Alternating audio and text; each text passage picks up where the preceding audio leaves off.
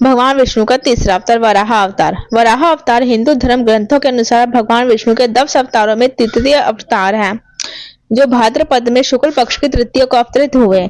वराह अवतार की कथा। हिरण्याक्ष और हिरण्यकश्यप ने जब दिति के गर्भ से जुड़वा रूप में जन्म लिया तो पृथ्वी कांप उठी।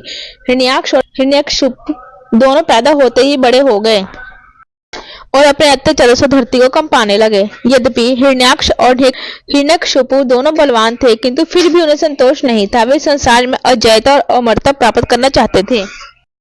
हिरण्याक्ष और हिरण्यकश्यप दोनों ने ब्रह्मा जी को प्रसन्न करने के लिए बहुत बड़ा तप किया। उनके तप से ब्रह्मा जी प्रसन्न हुए। ब्रह्मा जी से अजयता और अमरता का वरदान पाकर हिरण्याक्ष उद्दंड स्वेच्छाकारी बन गया। वह तीनों लोगों में अपने को सर्वश्रेष्ठ मानने लगा।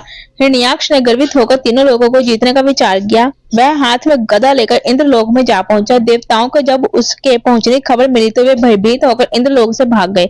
देखते ही देखते समस्त इंद्रलोक पर हिरण्याक्ष का अधिकार स्थापित हो गया। जब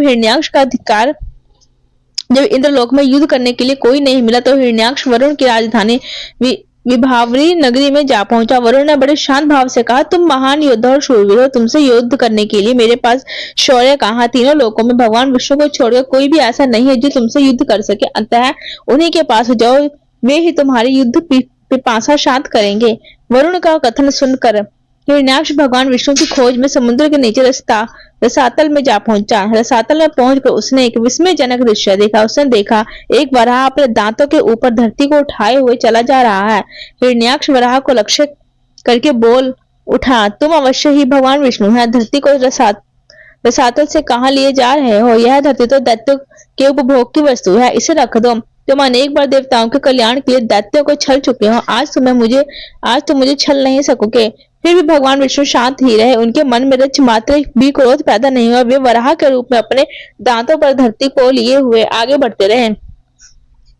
हिरण्याक्ष भगवान वराह रूपी विष्णु के पीछे लग गया। उन्होंने रसातल से बाहर निकलकर धरती को समुद्र के ऊपर स्थापित कर दिया। हिरण्याक्ष उनके पीछे लगा हुआ था, अपने वज्र बाणों से उनके हृदय को भेद कर रहा था। भगवान विष्णु ने धरती को स्थापित करने के बाद हिरण्याक्ष की ओर ध्यान दिया। उन्होंने हिरण्याक्ष की ओर देखते हुए कहा, तुम तो बड़े बलवान हो। बलवान लोग कहते नहीं है, करके दिखाते हैं। तुम तो केवल प्रलाप कर रहे हो। मैं तुम्हारे सामने खड़ा हूँ, तुम क्यों नहीं मुझ पर आक्रमण करते? बढ़ो आगे, मुझ पर आक्रमण करो। हिरण्याक्ष की रगों में बिजली दौड़ उठी। वह हाथ में गदा लेकर भगवान विष्णु पर टूट कर पड़ा। भगवान विष्णु के हाथ में कोई अस्त्र शस्त्र नहीं था। उन्होंने दूसरे ही क्षण में हिरण्याक्ष के हाथ से गदा छीनकर दूर फेंक दी। हिरण्याक्ष क्रोध से उन्मत्त हो उठा। वे हाथ में त्रिशूल लेकर भगवान विष्णु की ओर झपटा। भगवान विष्णु ने शीघ्र ही सुदर्शन का आह्वान किया।